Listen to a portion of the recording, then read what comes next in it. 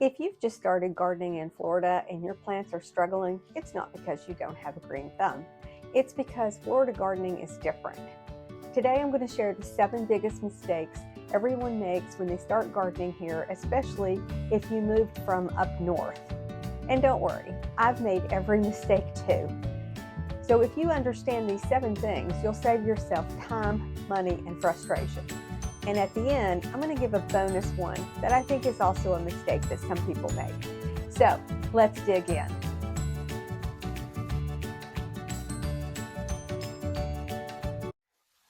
Okay, mistake number 1 has to be overwatering. When people move to Florida, they see the heat, they feel the heat, it's hot, and they're thirsty. And they think, oh, my plants must be thirsty too. So they might tend to overwater. But here's the problem. Roots need oxygen, not just water. And with our warm weather, you can get root rot. And we don't want that to happen.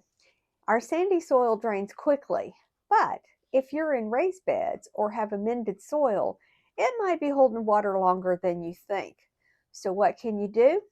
Stick a couple of fingers down in the soil, see if it feels moist. If you don't want to try that method, you could get one of these. This will test the moisture in your bed as well. You just switch it over to moisture, put it in, and it'll give you a reading. Don't overwater. Water deeply. Water less often. And check the soil first. Don't water on autopilot. If the soil's moist, walk away. Okay, and now for mistake number 2. Planting like you're still living up north. This is a huge one. In most of the country, spring is the planting season. But in Florida, winter's our prime vegetable gardening growing season. If you plant tomatoes in June, like you did in Ohio, Florida will humble you very quickly. Our summers are for heat tolerance, pest battles, and survival gardening. Our cool season, which is roughly October through March, is where the magic happens. You can plant lettuce, broccoli, carrots, onions, and a whole lot more. Florida just has different rhythms. Once you understand the rhythm, everything else changes. Mistake number 3, ignoring sandy soil. Florida soil is basically beach with ambition. It drains fast, it won't hold the nutrients, and if you don't improve it, your plants will struggle, no matter how much fertilizer and water you throw at them. If you're used to being up north where you just dig into the ground and throw some seeds and things grow, not going to work here. So the fix isn't complicated. You need compost, organic matter, and mulch. Every season, improve the soil a little bit more. Think long term, not quick fix. Good soil is built, not bought. So that means you can't just run down to the big box store and buy garden soil and be done with it. Nope, you will need to work on your soil every season. Mistake number 4, too much full sun. Seed packets, like this one, will say full sun and assume that means all day Florida sun. But the sun in Florida is different than the sun in Michigan. It's much stronger here.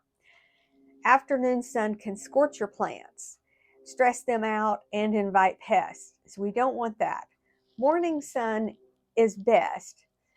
Afternoon shade is a gift. Now, if your land only allows you to plant where you're going to get afternoon sun, then I would suggest that you get some of this shade cloth and put it over your garden so it's protected in the afternoon sun.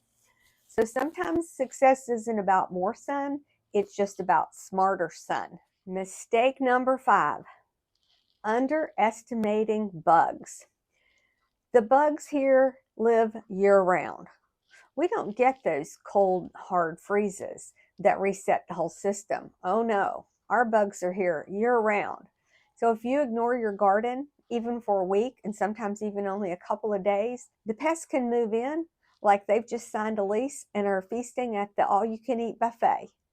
So the key isn't to panic, it's observation. You should be going into your garden in the morning. That's a great way to start your day. Or in the evening after work, it's a great stress reducer. And look at the leaves on the plants. Look on the top, look on the bottom, look on the stems, look around in the soil. Look for the bugs. Check regularly and catch the problems early, and you'll be so glad you did. Healthy soil and healthy plants resist pests better, but in Florida, you have to stay vigilant. The bugs were here first, and we just have to negotiate with them. One of the things you could consider is getting some of this netting to go over your raised beds, just like the netting that they used to go around beds back in the day to keep the mosquitoes out. I have used this and it is helpful. So watch for the bugs. They'll take your garden faster than you can say lickety split. Okay, mistake number 6, and we sort of talked about this earlier. Mistake number 6 is skipping compost and mulch. Here in Florida, bare soil is just asking for problems. Mulch does powerful things. It regulates the soil temperature, it retains the moisture, and it reduces the weeds. And I don't know about you, but I hate pulling weeds. So if I can reduce the weed pulling, count me in. Now the compost feeds the soil. So you have the compost to feed the soil and the mulch to protect it. If you do nothing else this season, if you take nothing away from this video other than this, add compost and mulch. Your future gardening self will thank you. And now for mistake number 7. And this one is maybe the biggest one. It's just simply giving up too soon. Florida gardening has a learning curve.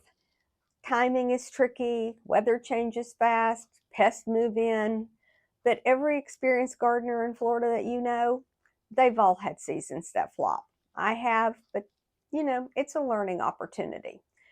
The difference between gardeners who succeed and the ones who fail, the ones who succeed, they just don't give up. They just keep learning. Gardening here isn't harder, it's just different. And once you understand the difference, it becomes incredibly rewarding.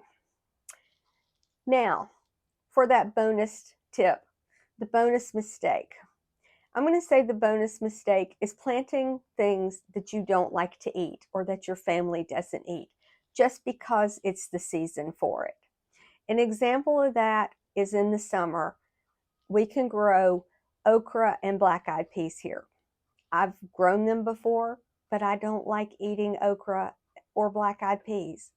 So I've grown these things for what reason? I don't want to eat them.